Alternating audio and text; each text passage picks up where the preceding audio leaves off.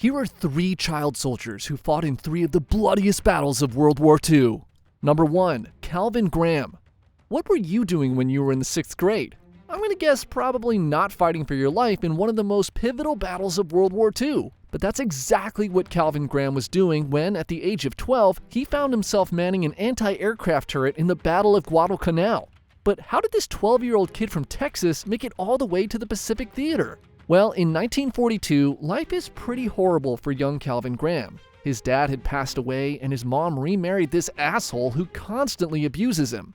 Because of this, he spends most of his time working, selling newspapers, and sleeping at the homes of friends and family to get away from his parents. Because he's out there selling newspapers daily, he sees just how badly things are going for the Allies against the Japanese. Pearl Harbor, followed by the Philippines, Saigon, and Hong Kong, it's one loss after another, and the Japanese Navy seems all but unstoppable. Seeing this, Calvin, like many other young Americans, is filled with the insatiable urge to join the war effort and fight for his country. Just one small problem though, he's only 12 years old. In fact, he's not just 12 years old, he looks like a 12-year-old standing only 5 feet 2 inches tall and weighing around 125 pounds. But he's gonna try to get into the war anyway. He forges his mom's signature and steals a notary stamp and tries to enlist into the US Navy. Surprisingly, the recruiters seem to be willing to turn a blind eye to the fact this was obviously a kid, and he makes it all the way to the physical exam. When it's his turn, the dentist has Calvin open his mouth and discovers that he still has some of his baby teeth. Calvin argues that he's actually 17 and that the dentist doesn't know what he's talking about. The dentist threatens to turn Calvin in if he doesn't leave. But Calvin pulls an Uno reverse and says he knows for a fact that the men the dentist had approved before him were also underage because he knows them from school, and he threatens to turn the dentist in for sending kids to war. Alright, f*** it, you win. And with that, Calvin is shipped off to basic training. He tells his mom he's going off to visit his grandma, and his mom is like, "Okay, whatever," and he goes off to basic. He's there for 6 weeks and is trained as a loader for anti-aircraft guns and is quickly shipped out on the USS South Dakota. The South Dakota makes a beeline into the heart of the Pacific Theater, and it didn't take long for Calvin to find himself in active combat. First, on October 26, 1942, the South Dakota finds itself fighting for her life in the Battle of Santa Cruz. Japanese bombers are relentlessly targeting the USS Enterprise and the ships defending her. The Japanese send wave after wave of bombers at the South Dakota, and she's getting rocked. In one of the bombing runs, the captain of the ship is thrown into a wall and knocked unconscious. All the while, Calvin is out there, bravely helping to man one of the 40mm anti-aircraft guns. As the sun sets, the South Dakota is badly damaged, and 2 of the sailors had died in the fight. But this battle was nothing compared to what was coming next. After some quick repairs, Calvin and the South Dakota join the Combined Task Force 61 and are assigned to assist U.S. forces in the Solomon Islands. In August, the Americans had taken Henderson Field, a Japanese-constructed airstrip on Guadalcanal. This unsurprisingly pissed off the Japanese, as it was crucial for their plans in the Pacific, so the Marines stationed at Henderson found themselves under constant attack from land, sea, and air. By November, it's become clear to both sides that whoever controls Henderson Field will likely control the Pacific. On the night of November 13th, the naval battle at Guadalcanal begins, and the Americans take heavy casualties, losing 6 ships and 4 more being heavily damaged. Though losses were steep, they had prevented the bombing raid on Henderson Field, and the following night, Calvin, along with the crew of the South Dakota, joined the battle. Fighting breaks out near midnight, and the Americans are again taking heavy losses. 3 of the escorting destroyers are sunk by Japanese torpedoes, and the last is badly damaged. The South Dakota and another battleship, the USS Washington, are all that's left of the American naval offensive that night. The South Dakota prepares to attack, but suddenly the ship is hit with an electrical failure that takes all of its weapons offline. Calvin, along with the rest of the crew, are sitting ducks. The Japanese searchlights soon find the ship in the darkness, and the blinding lights are quickly followed by a barrage of cannon fire. The South Dakota is hit 26 times in a span of just 4 minutes. Calvin is hit with shrapnel from the bombardment that knocks out his teeth and badly damages his face. He looks around and sees other men have suffered far worse injuries and scrambles to his feet to rush to help whoever he can to safety. He quickly sees that many of his fellow sailors had not survived the blast, and he begins to take the belts off the dead and use them as tourniquets on those who were injured. Remember, he's just 12 years old. He spends the rest of the night tending to the wounded. That night aged me, said Calvin years later.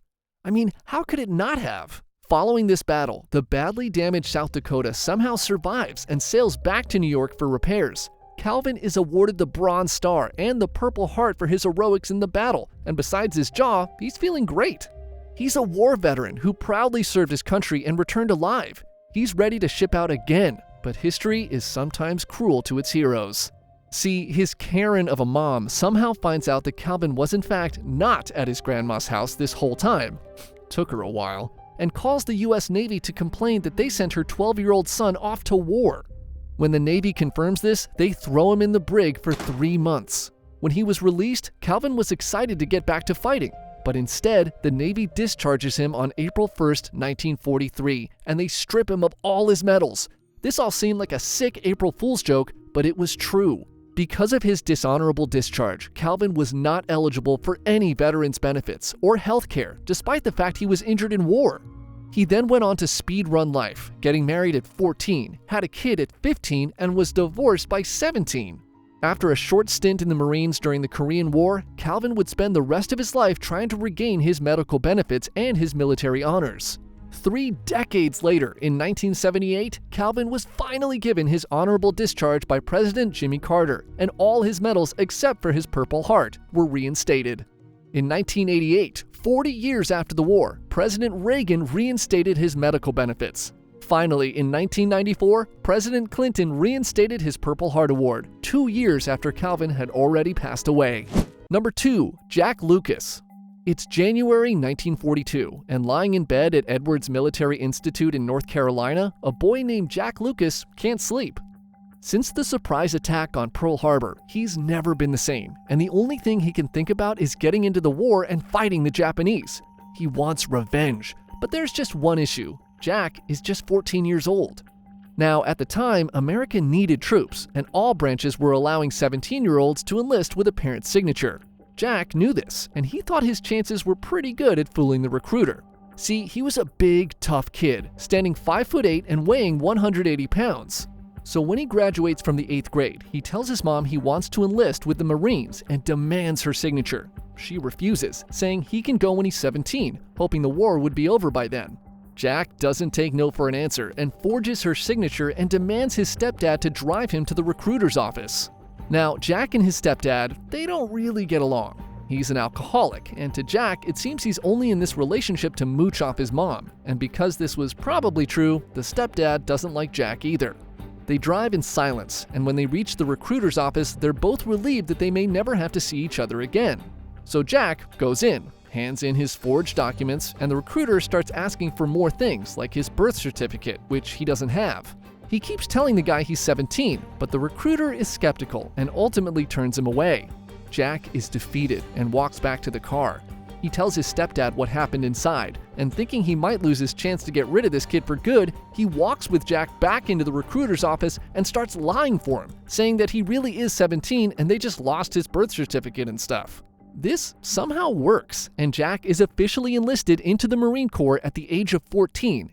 Now, at boot camp, Jack shines. Remember, he was in military academy up to this point, so he knows the drills. He knows how to shoot. He's basically ahead of all these new recruits, even though he's only 14 years old. He gets through boot camp and is shipped off to a few other bases to continue his training.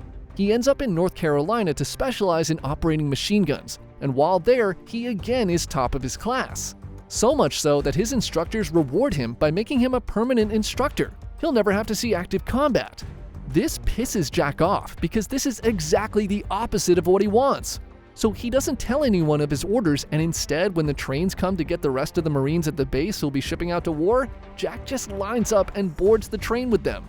The train makes it all the way to California, and when the commanding officer there finds out he's not on the roll call list, they ask him why, to which he replies, "I don't know, they just told me to get on the train."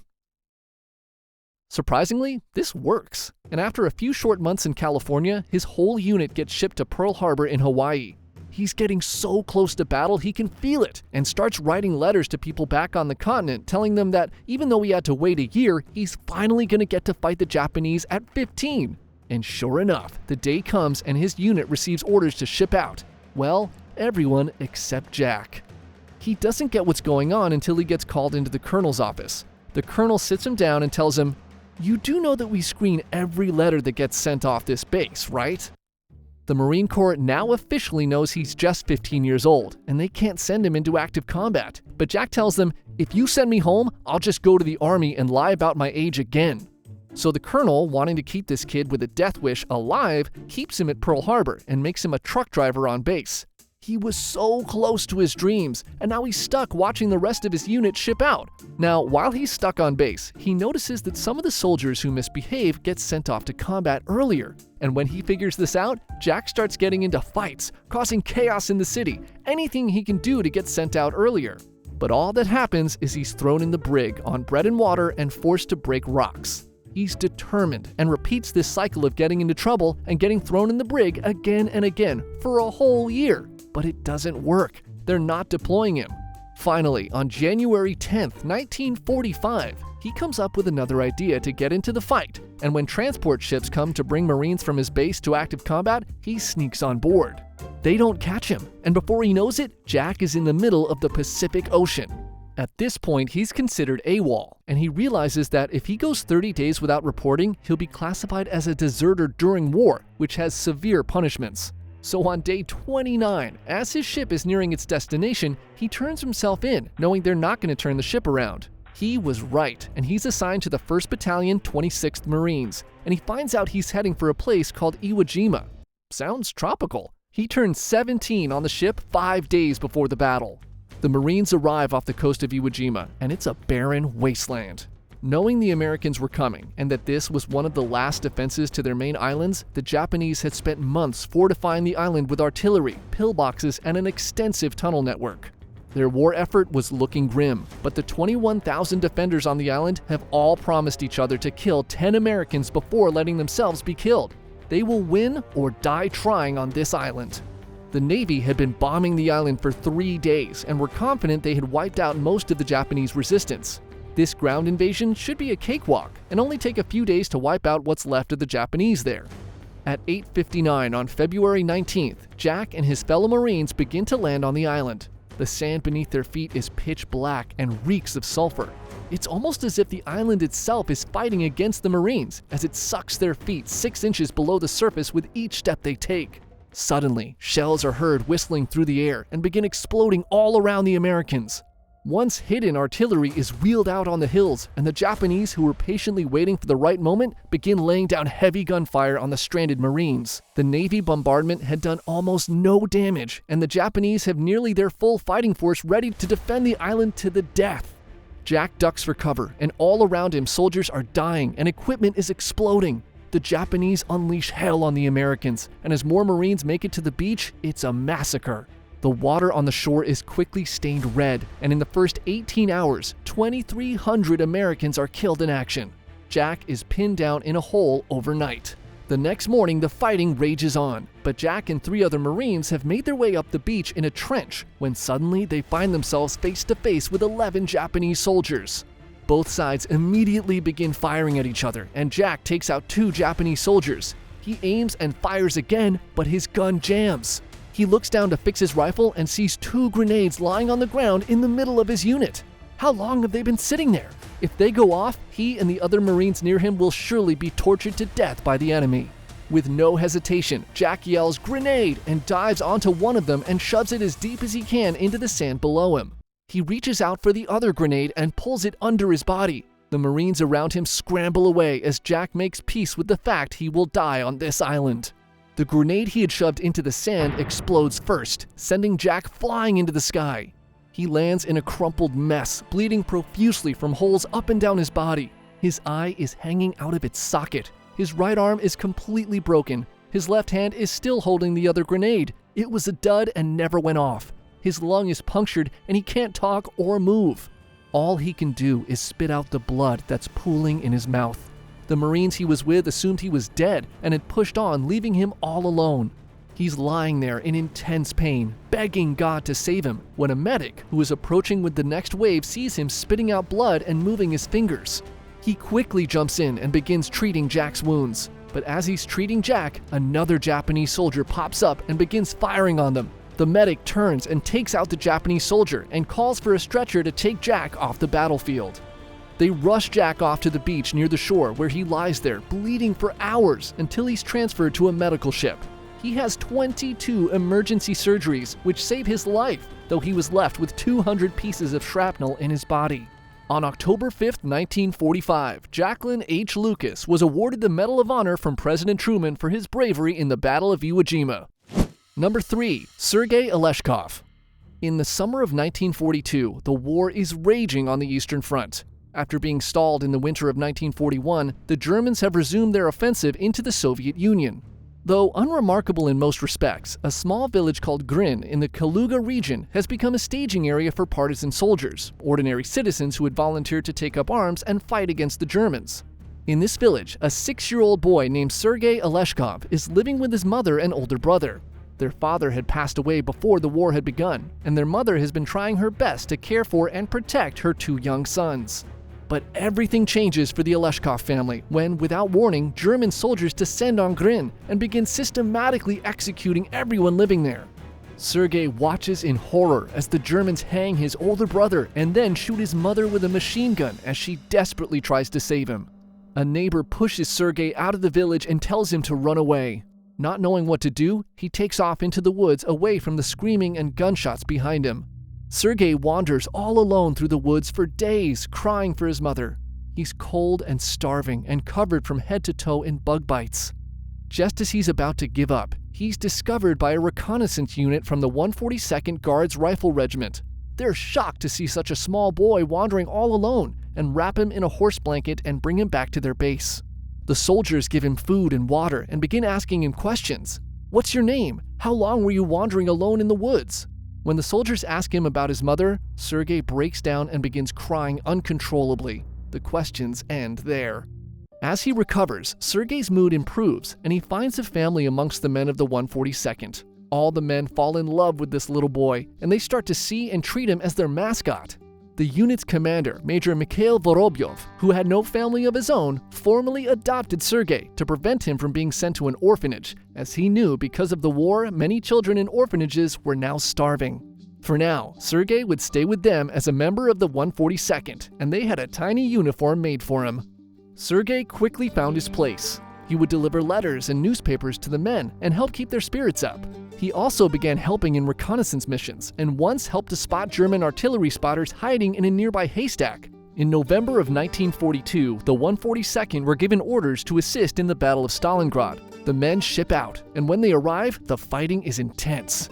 In one instance, Sergei finds himself running for his life as a Luftwaffe pilot making his way back from an air raid mistakes him for an officer due to shoulder straps on his tiny uniform and opens fire on the 6-year-old. But Sergei proves his true value when he and his adoptive father are caught in a shelling raid. Vorobyov pushes Sergei to safety and is trapped under a pile of debris and rubble. Sergei rushes in and desperately tries to dig him out, but can't. He runs to find help, and soldiers are able to dig Vorobyov out alive.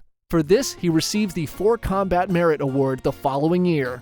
After victory at Stalingrad, Sergei continues to travel with the 142nd and almost dies 2 more times. First, when an artillery shell knocked him off of a raft into the Donets River, and another time when a jeep he was in with his adoptive father ran over a landmine, throwing the vehicle into the air, killing the driver instantly. But through it all, Sergei remained with his unit. They were the only family he knew, and he would continue to serve with them until 1944, when upon meeting 2nd Army Commander Vasily Chukov, Sergei was ordered to leave the war and enroll in Suvorov Military School. As a gift, Chukov gave Sergei his own Browning pistol as a sign of respect and recognition for his bravery in the war. 8 seems a little young to be getting your own handgun, but I guess times were different back then.